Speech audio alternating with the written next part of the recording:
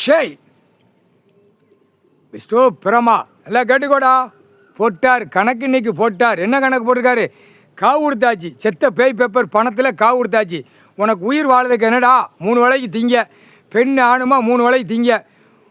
3 வேளைக்கு திங்கிற ஒரு நாளைக்கு. அப்போ வருஷ கணக்கு பார்க்கணும், மாத கணக்கு பார்க்கணும். எல்லாம் உன் குடும்பத்தார் அதெல்லாம் பூமியை தகுத்த அழிச்சிட்டு எங்கேயோ விளைஞ்சி வருது. நாக்கை போட்டு நக்கி நக்கி நக்கி நக்கி நக்கி நம்ம திம்போம். ஆடு மாடு கோழி பறவைகளை திம்போம்னு திங்கல.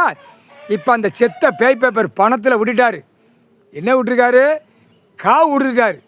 அது மந்திரத்தால் வீசி காவு விட்டார். இப்போ ஒவ்வொருத்தன் வீட்டுகளை கெட்டுக்கட்டாக வச்சுருக்கவன், வட்டி கடை வாரக்கடை போகிறவன், வட்டி கடை வாரக்கடை போகிறவன், 2 வீலர் போர் சைன்னு போவான்.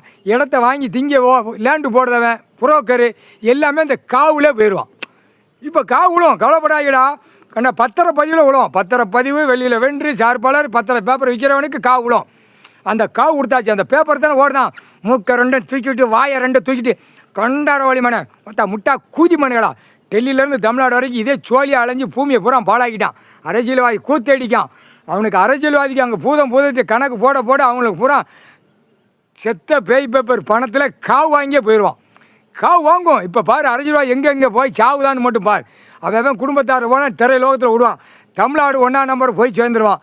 டெல்லி 2ஆம் நம்பர். அடுத்த உடாலப்பட்டால் 3வது கணக்கில் வரும். இலங்கை சுலோன்லேருந்து எல்லாம் சுடுகாட்டு மிஷின் எரிப்பு போவான். இப்போ கருவிகள் கண்டுபிடிச்சிருக்காங்க மிஷின் எரிப்புக்கு. இல்லையா கொண்டாட வழிமான கண்ணு தெரியலையாடா? என்னடா இன்னும் ஆட்டம் ஆடிக்கிட்டு இருக்க. இப்போ கண்ணில் எடுத்து விடுதாரு கடவுள். கண்ணில் எடுத்து விடுதாரு. சாமி பூரா எல்லா சாமியும் மானிட பிறவிக்கு பவரால் கண்ணில் எடுத்துடுவாங்க. எடுத்துனோடனே அப்படியே இழந்து தடவுடா. ஆணும் பெண்ணும் தடவு. சரியா போட்டாச்சு. இப்போ மாளிகை மில்லு தொழிற்சாலை கம்பெனி கட்டினவனுக்கு பூரா இந்த சிட்டி கிராமத்தில் கிடக்கிறவன் கல்லிட்டு எடுத்துவான். பூரா அடி வாங்குவான். இப்போ அந்த மாதிரி விட்டுட்டார். முக்கால் சத்தம்